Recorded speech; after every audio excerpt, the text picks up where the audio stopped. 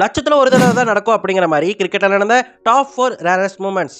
Number 1, ஒரு batsman ஒரு பால்ல ஹிட் விக்கெட்டும் ஆகிட்டாரு, அதே பால்ல ரன் அவுட்டும் ஆகிட்டாரு. இருந்தாலுமே அதுக்கு நாட் அவுட் கொடுத்துட்டாங்க அப்படின்னு சொன்னா உங்களால நம்ப முடியுதா? அப்படி ஒரு விஷயம் நடந்திருக்கு.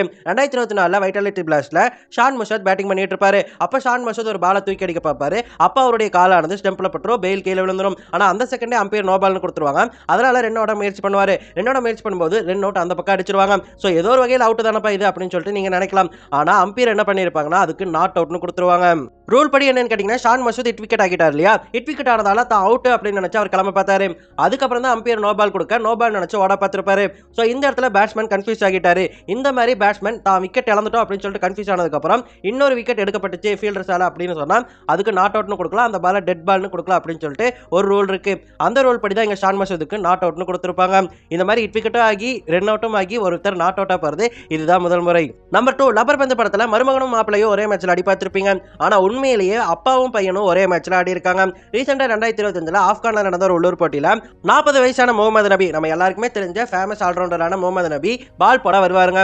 அவருக்கு எதிராக யார் தெரியுமா பேட்டிங் பண்ணிட்டு இருந்தா? முகமது நபியுடைய சொந்த பையனான எசிகில் ஹாசன் அப்படிங்கிறவர் தான் பேட்டிங் பண்ணிட்டு இருந்தாரு. சோ பையனுக்கு அவர் அந்த மேட்ச்ல அவர் பவுலிங் போட்டிருப்பாரு. அந்த பால அந்த பையன் 6 அடிச்சிருப்பாரு. அடிச்சுட்டு முகமது நபி பார்த்து சிரிக்கவும் செஞ்சிருப்பாரு.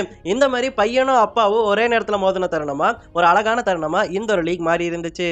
நம்பர் 3, 2023 பிபிஎல்ல ஆடம் ஜாம்பா ஒரு பாலை போட போயிருப்பாரு. அப்ப நான் ஸ்ட்ரைக் லைன்ல நின்னுட்டு இருந்த டாம் ராஜர்ஸ் என்ன பண்ணிருப்பாருன்னா லைட்டா கிரீஸ் விட்டு வெளியே போயிருப்பாரு. அதனால பவுலிங் போட வந்தவர் டக்குன்னு அஸ்வின் அண்ணா மாதிரி மண் கட் பண்ணி விட்டுருவாருங்க. மண் கட் பண்ணிட்டு அவுட்னு கேட்டிருப்பாரு. ஆனா ஸ்கிரீன்ல நாட் அவுட்னு வந்திருக்கும். ஏன் அப்படின்னு கேட்டீங்கன்னா, ஆடம் ஜாம்பா மண் கட் பண்றதுக்கு முன்னாடி தன்னுடைய முழு பவுலிங் ஆக்ஷனையுமே கம்ப்ளீட் பண்ணிருப்பாரு. அதாவது கையை ஃபுல்லா சுத்தி இருப்பாரு. சுத்தினதுக்கு அப்புறம் தான் அடிச்சிருப்பாரு. சோ கையை சுத்துறதுக்கு முன்னாடி தான் மண் கட் அடிக்கணும். ஃபுல்லா சுத்திட்டா அது வேலிட் கிடையாது. அந்த ஒரு காரணத்தால ஆடம் ஜாம்பா இங்க பண்ண மன்கட் ஆனது நாட் அவுட் அப்படின்னு சொல்லிட்டு அறிவிச்சிருப்பாங்க. நம்பர் 4, இந்தியா வேர்ல்டு கப் படிக்கிறதுக்கு முன்னாடி வரைக்குமே ஆஸ்திரேலியானாலே திமிர்தாங்க. வேணும்னே 7-8 ஸ்லிப் எல்லாம் நிறுத்திட்டு இருப்பாங்க. அந்த மாதிரி தான் 9 ஸ்லிப் ஒரு மேட்ச்ல நிறுத்தி இருந்தாங்க.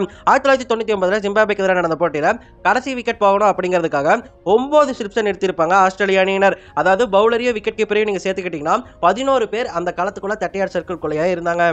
ஆனா இந்த திமிர்த்தனத்தை 2 கேப்டன்ஸ் அடக்குனாங்க. அந்த 2 கேப்டன்ஸ் யாருன்னு தெரிஞ்சா மறக்காம கமெண்ட்ல சொல்லுங்க.